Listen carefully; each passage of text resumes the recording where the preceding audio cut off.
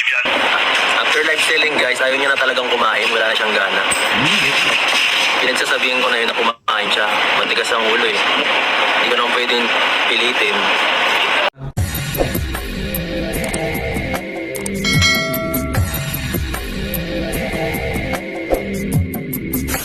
Alright, what's up mga tangay, mga kalingap? Welcome back. This is my YouTube channel, Katangay PLC. Sa mapagpalang araw matay, good morning, good afternoon, at good evening. Alright mga tangay, mga kalingap, hindi ka pa nakasubscribe sa ama ng kalingap kay Kuya Bal Santos Matubang, isubscribe natin, panoorin natin, like, i-share natin, andun, skip as mga vlogs.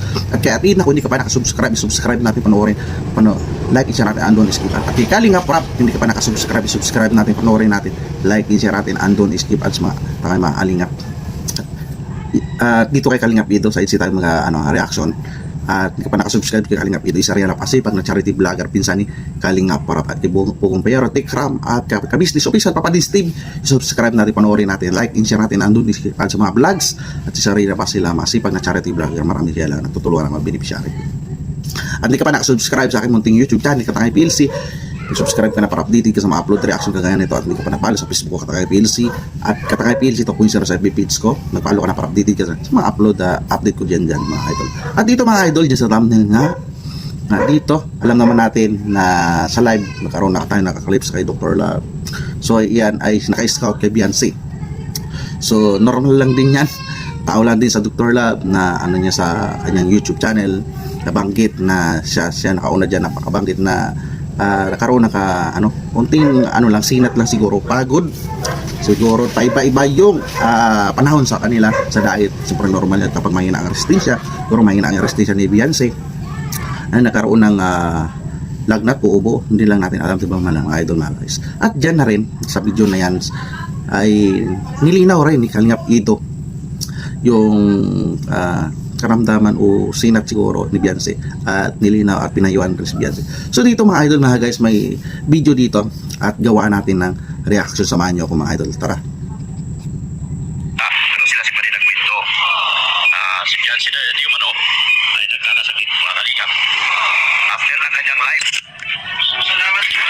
Doon ni Dr. Love, hindi ko alam ba kung sino pati yung baka siguro yung tatay ni Beyonce, di ba mga idol mga idol. So hindi natin alam bakit nagkaroon sila, baka tawagan lang siguro padi, tawagan sa Bicol padi, di ba mga idol mga guys. So dito nagmula sa video vlogs ni Dr. Love yung issue na yun na kasakit daw si Beyonce sa pagkatapos ng live selling. So natin mga idol mga guys, i-analyze natin, reaction natin na yun lang, di ba, huwag natin kasi mga idol mga guys, ito ay ng viewers na pag-uusapan. Tara.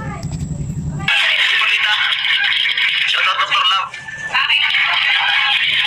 Dr. Love, bakit ngayon ka lang? Hindi na pa kami dito Yung grabe yung live selling. Nag-live selling yan sila sa live ni Kalingap Ido. Yan mga idol mga guys, napanood ko yan mga idol.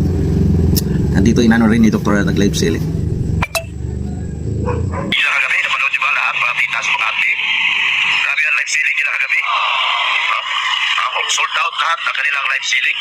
So after po ni Beyonce, after po ng kanilang live selling dito, si Beyonce po ay nagkasakit. So nagkasakit po si Beyonce. Kaya sabi ni Madi, alala si Madi at sabi ni Madi. Kaya ni Beyonce guys. At dito mga idol, pagkatapos daw ng live selling ay si Beyonce ay nagkasakit. Baka hindi, grabe naman yung baka yan na-analyze natin mga idol. Baka bago pala nag-live selling ay baka masama na rin talaga ang pakiramdam ng Beyonce, di ba mga idol mga guys. Yan naman talaga yan kapag kulang sa yung resistensya. Kailangan talaga palakasin ng resistensya ni Beyonce. Kung baka mag-jogging, papawis, di ba mga idol mga guys, para lumakas, para hindi dapuan kagad ng ubo, sipo, sakit ng ulo, di ba mga idol mga guys.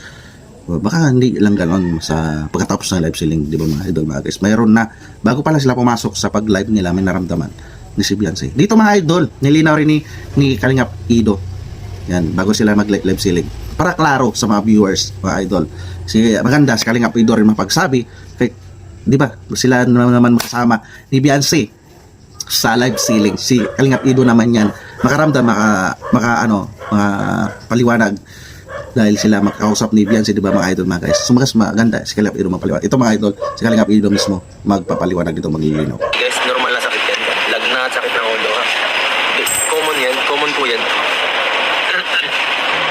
Kaya yun lang po. Paglilinaw ni Kalingap Ido, kumo normal na sakit ulo at hindi ba mga idol mga guys, so na ni paglilinaw ni Kalingap Ido. So isa rin yan sa siyempre sa kondisyon ng katawan, di ba mga idol mga guys. Baka bago pag live selling pa nila Kalingap Ido, baka may ginawa sila Beyonce na activity sa school, di ba mga idol mga guys. So wala siguro pang pahinga, di ba? Tsaka sa panahon na rin, paiba-iba ang panahon mga idol mga guys. Mag-init ngayon sa umaga, pagdating sa tanghali biglang ulan, di ba mga idol, biglang lamig, di ba mga idol mga guys. Guys, huwag yung masyadong i-baby. Hayaan nyo lang po natin. Pagka talagang malala, doon tayo masyadong masyadong malala. Kasi syempre kung ako si Beyonce, ayoko palagi akong pinaano. Ayoko masyado akong binibaby. Paano ako niyan masasanay? Diba? Hayaan nyo. Isa din yan mga idol mga guys, yung sobrang overacting, marinig ng viewers, supporters ni Beyonce na ganun may lagnat, sakit ng ulo, nagpapanik agad ang viewers mga idol, so mga sponsor na ganun, bakit pinabayaan si Beyonce nagkasakit yan, di ba? So dito mga idol mga guys, si Kalingap Ido na mismo nagsasabi na hindi binibibi si Beyonce para lumakas yung kanyang resistensya, di ba mga idol mga guys. Tsaka hindi nagpapibibi si Beyonce para hindi hindi pa lalong yung karamdaman, di ba mga idol mga guys. So parang sabi nga ni Kalingap Ido para tumayo sa kanyang sarili, di ba mga idol mga guys. So tuloy natin mga idol. Po yung bata huwag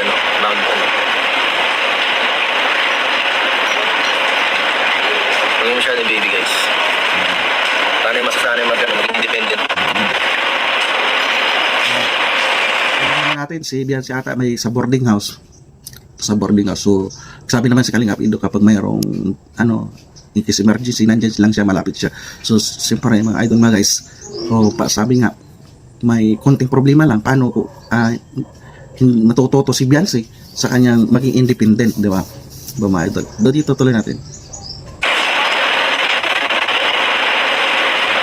Yes, di ko nagustuhan yung vlog ni Dr. Love. Common po magkasakit ang ulo, common po magkalagnat. Ang masama ko lagnat, tumatagal lang 1 linggo. Yun ang di na tama. May something na yun. Idol, si Kalingap Ido nagbanggit dito. Hindi niya nagustuhan na yung nabanggit ni Dr. Love, hindi sana doon mabanggit, update kay Beyonce, dapat ma-update dito kay Kalingap Ido, o dapat kay Kalingap Rab ay doon nagsimula sa kanya yung ganong balita, di ba mga idol mga guys. Dapat kay Kalingap Ido magsimula, o ika lang mga prab, sana ganon mga updates kay Beyonce. Dapat hindi ko pinapangunahan, opinion ko lang, reaction, hindi ko opinion ko lang, dapat mga ganong update, emergency sakit, karamdaman ni Beyonce, at maraming alam naman ni Dr. Love na maraming supporters ni Beyonce, dapat huwag siya magbigay ng kulo ganon. Dapat antay siya na ila Kalingap Rab maglabas na ganong salita o kay Ido, para hindi magpanik yung supporters, di ba mga idol mga guys, di ba? Pero kung ganyan guys, okay lang. Ako nga, ubusipon palag pa rin kahit anong mangyari. Wala yan. Pag nagpahina-hina ka sa sakit, lalo ka doon na sa unang video, kapag hindi naman inano yung sakit na lagnat, tama yun, observation. Kaya nandyan sila Kalingap Ido, Kalingap Rab, kapag magkasakit yung mga Kalingap Angels, sila mag-rescue dyan mga idol mga guys. So kapag 1 linggo na, nagpa-check up na, di ba mga idol.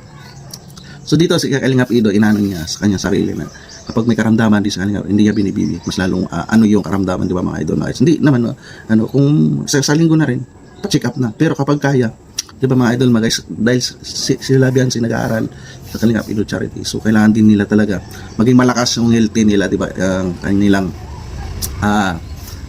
lahat naman natin mga babae, dapat mag-ingat sa panahon ngayon. Talagang paiba-iba. Yan ang isang mula sa init, tag-ulan na, pabagyo pa December na, di ba, mapaberne, di ba mga idol mga guys. So mga supporters, sana huwag mong puro overacting mag-comment, di ba, na pinapabayaan si Beyonce o pinapabayaan si Kalingap Ido, Kalingap Rab. So mga idol mga guys, mayroon mga private chat naman sila, nag-uusap naman yan sila mga idol, di ba.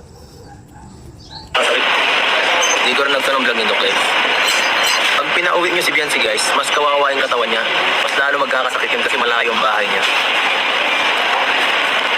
Madali bumili ng ulam kaysa magbiyahe ng isang oras. Ano siguro, may nagpapayo sa mga viewers ng si Kalingap Ido. So tama naman si Kalingap Ido na kaysa umuwi si Beyonce sa kanila na, di ba?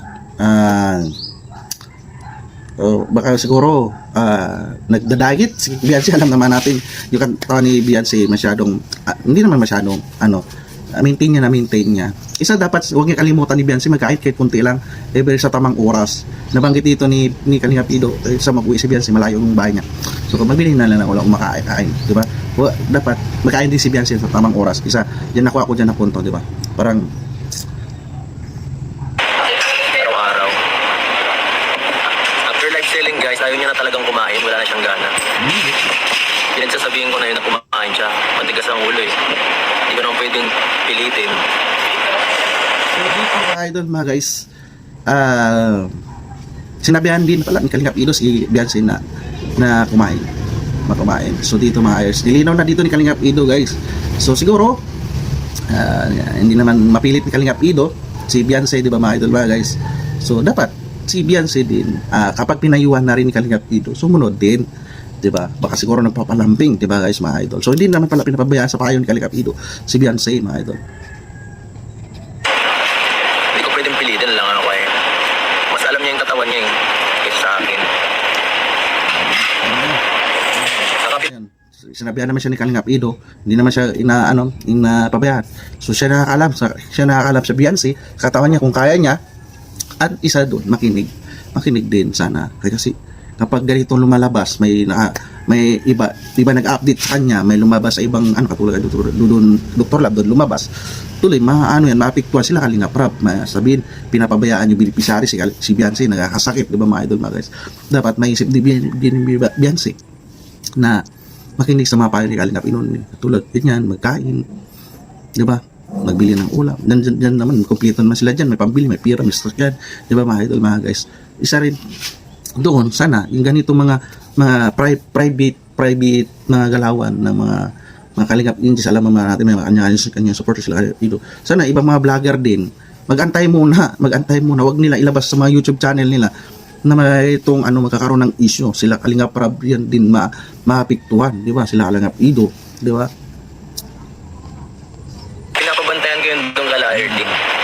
Kung anong problema. Kung may talaga, alam mo, may pangailangan doon na kailangan nila talaga na hindi kaya. Sabi siya, masabi sa akin. Dok, kalma lang, Dok. Ano ba si Dok? Yan dyan sa sabi nga ni Kalingap Ido, pinapabantayan pamonitor niya naman. So si mga idol, hindi naman pinapabayaan ni Kalingap Ido si Beyonce, di ba? Mga idol mga guys, sinabihan niya nga si Dr. Love, kalma sa ganitong emergency na magdaan-daan din si Dr. Love, di ba? Di ba mga idol mga guys, sana at least nilinaw kagad ni Kalingap Ido na anong dahilan after live selling sa mga paramdam ni Beyonce normal sa at least naayos na ito mga idol mga guys. Dito na guys yung paglilinaw ni Kalingap Ido. Sa pagbisita na lang sa full live ni Kalingap Ido sa YouTube channel niya, subscribe natin, like, i-share natin, and don't skip. At sa kay Kuya Bal, pwede ka pa subscribe natin, panoorin natin, like, i-share natin, and don't skip. At sa Katid na, pwede ka pa subscribe natin, like, i-share natin, and don't skip. At kay Kalingap Rab, pwede ka pa subscribe natin, panoorin natin, like, i-share natin, upload vlogs ng mga beneficiary niya. At sa supporters ng HT Galab, shoutout sa mga corners at Team Kalingap supporters. At hindi ka pa nakasubscribe sa aking munting YouTube channel, mag-subscribe ka na para update ka sa mga upload reaction ko. At hindi ka pa nakapalo sa Facebook ko Katay PLC at ipipage ko Katay PLC 2.0, papalo ka na para update ka sa mga upload reaction ko kaya nito. At maraming salamat sa nanonood at pa-like and share ang mga reaction ko at see you sa next reaction ko at lagi tayong mag-ingat mga Kalingap. Adios, bye-bye, thank you.